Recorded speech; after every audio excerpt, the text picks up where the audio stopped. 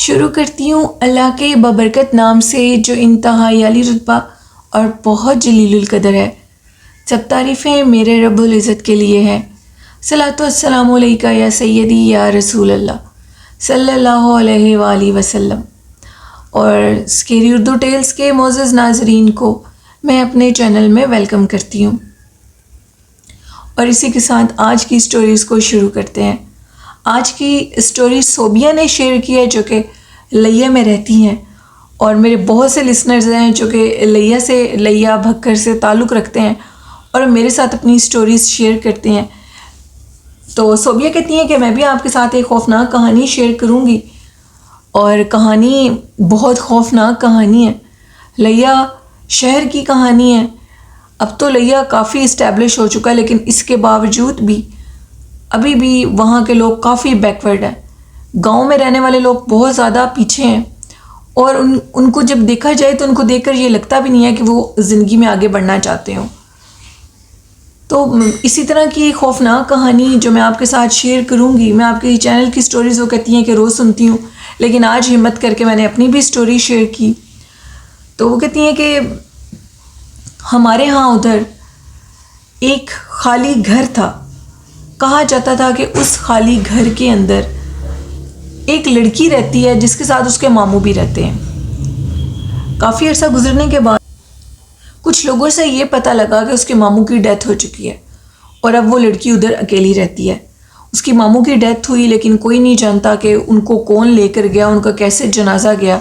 بس اتنا پتہ لگا کہ آدھی رات کے ٹائم چند لوگ آئے تھے جو کہ اس کے ماموں کے جنازے کو لے گئے تھے، اور اس کے بعد وہ لڑکی ادھر اکیلی رہتی تھی۔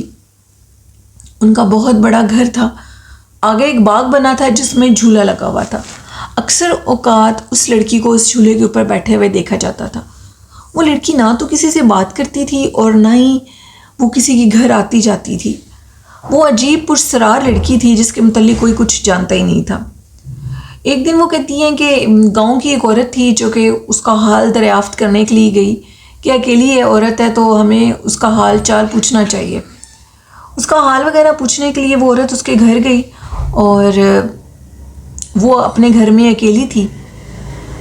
اس عورت نے اسے کہا کہ میں گاؤں میں رہتی ہوں، اور اگر تم چاہو تو میں تمہارے گھر کا کام کروں گی، تو مجھے 2 وقت کی روٹی دے دینا، اور اگر تمہارا دل مانے تو تم مجھے پیسے دینا، ورنہ میں کھانے پر ہی اللہ کا شکر ادا کروں گی، کیونکہ میں کھانے سے بھی بہت محتاج ہوں، میرے پاس کھانے کو بھی کچھ نہیں ہوتا۔ پہلے تو وہ کہتی ہے کہ اس لڑکی نے میری کسی بات کا کوئی جواب نہیں دیا، لیکن میں کافی دیر کھڑی رہی، اور اس کھڑے ہونے کے بعد اس نے میری بات کا جواب دیا اور یہ کہا کہ ٹھیک ہے صبح آ جانا۔ کہتی ہیں کہ صبح میں دروازے نوک کرتی رہی، اتنا بڑا گھر تھا وہ بھی خالی، اور دروازے نوک کرتی رہی۔ بڑی دیر کے بعد دروازہ اس نے کھولا، اور دروازہ کھول کر وہ کافی بد مزاج تھی، اور دروازہ کھول کر وہ اپنے کمرے میں چلی گئی، اور میری جو ڈیوٹی تھی اس کے گھر کی صفائی کرنا، اور اس کے بعد اس کو کھانا بنا کر دینا۔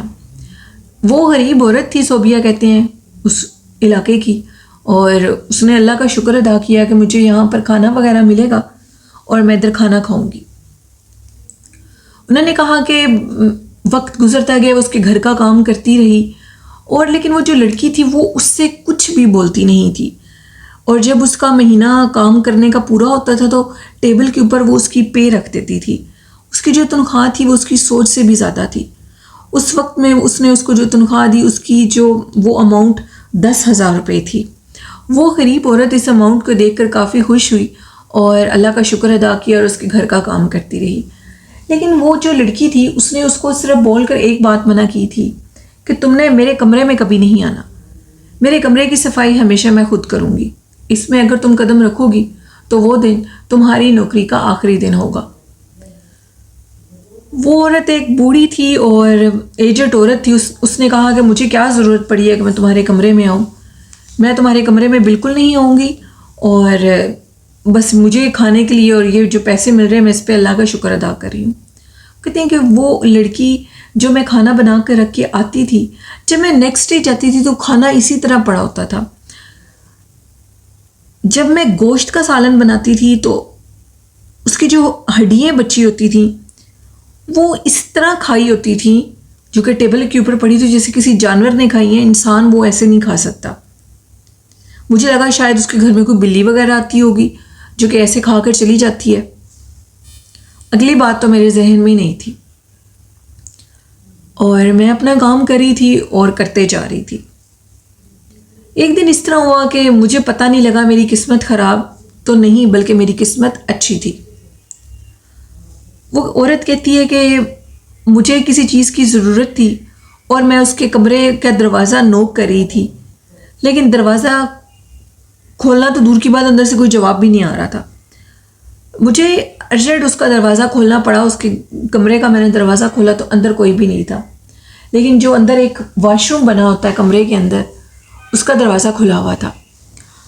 میں ڈرتے ڈرتے اندر گئی کیونکہ مجھے کسی چیز کی سخت ضرورت تھی، اور میں نے جا کر جب واش روم کا دروازہ کھولا اور اندر سے دیکھا تو میرے مکمل طور پر جو میرا دل تھا وہ میرے حلق میں آ چکا تھا۔ وہ لڑکی اس واش روم کے آگے کھڑی تھی کالے لباس میں، اور اس کا شیشے میں جو عکس تھا وہ کسی جانور کا تھا، کسی خوفناک جانور کا۔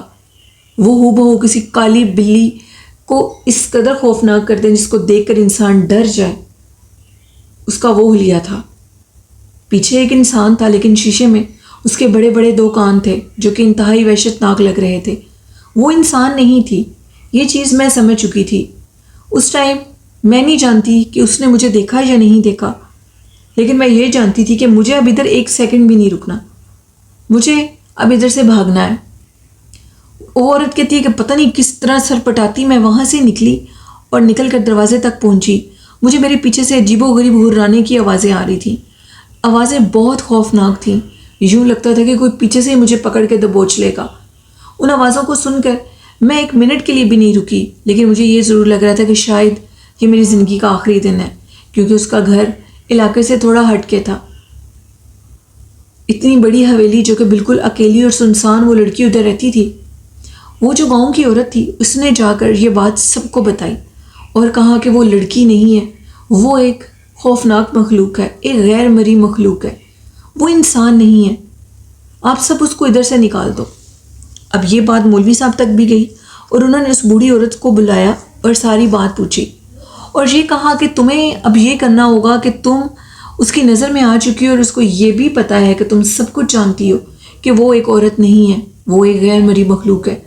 اب تمہارے لیے بہتر ہے کہ تم اس علاقے سے نکل جاؤ اور یہاں سے چلی جاؤ، ورنہ وہ تمہیں جان سے مار دے گی۔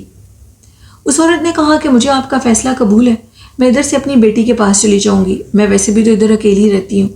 وہ عورت بہت زیادہ ڈری ہوئی تھی، گاؤں کے لوگ اس کی حفاظت کے لیے مامور تھے۔ اگلی صبح کیونکہ اس نے اس گاؤں کو چھوڑ کر جانا تھا، صبح کافی دیر ہو گئی اور اس کے کمرے کا جب دروازہ نہیں کھلا تو سب لوگ بہت پریشان تھے کہ آخر وہ بوڑھی اماں کدھر گئی ہے، دروازہ کیوں نہیں کھلا ابھی تک۔ جب انہوں نے بوڑھی اماں کے گھر کا دروازہ نوک کیا اور اندر سے کسی کا جواب نہیں آیا تو انہوں نے زور زور سے دروازہ نوک کرنا شروع کر دیا، پھر بھی اندر سے جواب نہیں آیا تو انہوں نے اس دروازے کو توڑا اور وہ اندر چلے گئے۔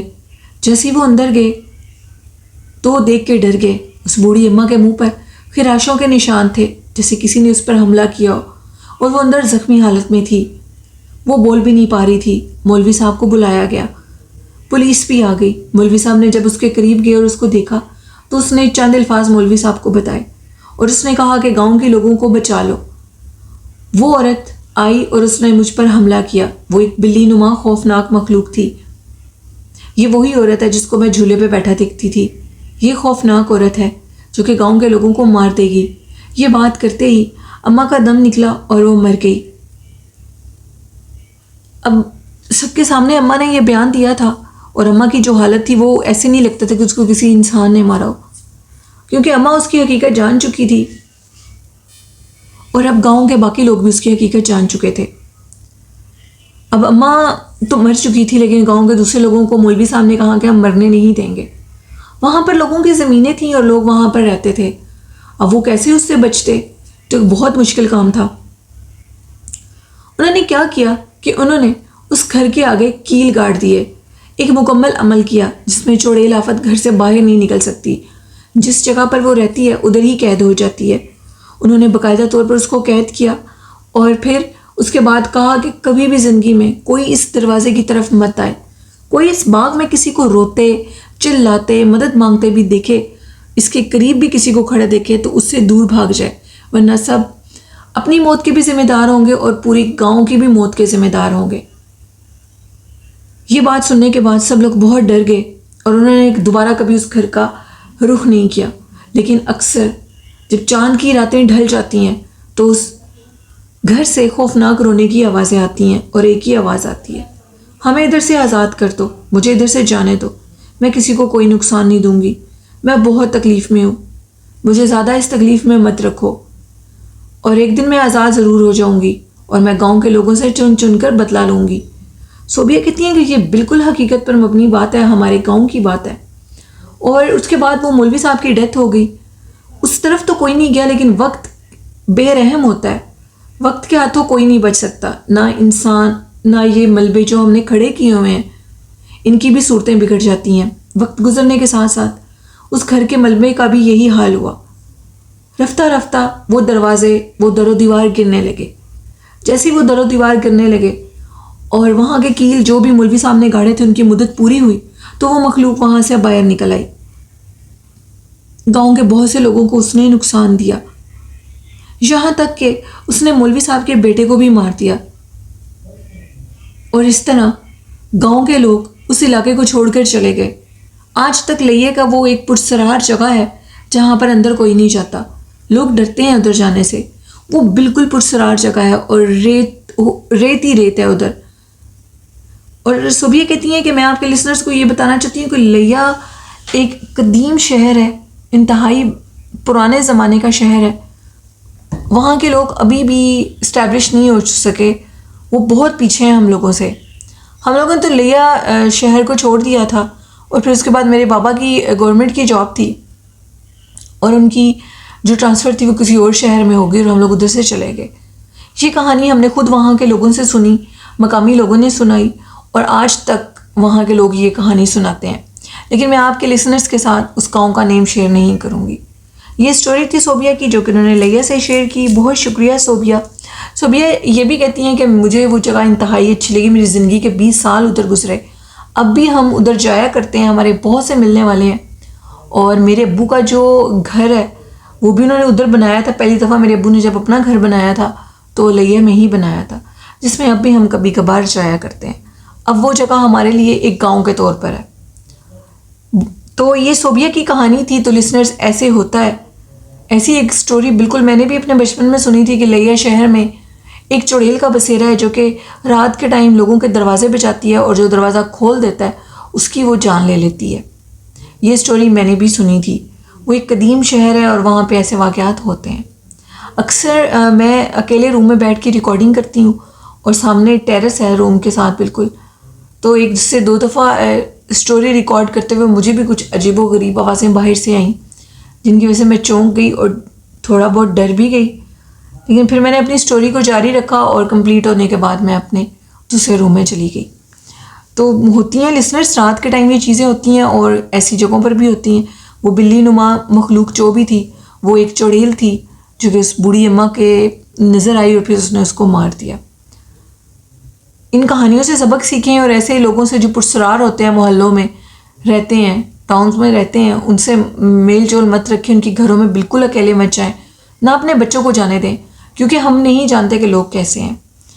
वैसे सबसे अच्छा सलूक करें, प्यार करें, लेकिन लोगों के घरों में जिनको आप जानते नहीं हैं, घरों में अकेले मत जाकर बैठें, अपने बच्चों को मत आदत डालें। तो ये थी आज की खौफनाक कहानी। लिसनर्स, मेरे इस चैनल को भी सपोर्ट करें, चैनल को सब्सक्राइब करें और स्टोरीज़ को सुना करें और हज़ूर नबी करीम सल्लल्लाहु अलैहि वसल्लम पर दरूद व सलाम पढ़ा करें, उनकी खिदमत में सलाम पेश किया करें, क्योंकि सलाम पढ़ने से वो जवाब देते हैं। तो अपने वालिदैन जैसी खूबसूरत नेमत से मोहब्बत करें, इनके खो जाने के बाद ये दोबारा नहीं मिलते। अल्लाह पाक हम सबके वालिदैन को सेहत तंदुरुस्ती वाली लंबी ज़िंदगी अता करे और उनके साए हमारे सर पर हमेशा सलामत रहें, आमीन। इसी के साथ अपनी होस्ट नीलम यासीन को इजाज़त दीजिए। अपना और अपने घर वालों का बहुत सा ख्याल रखिएगा। मुझे और मेरे वालिदैन को अपनी दुआ में याद रखिएगा। अल्लाह हाफ़िज़।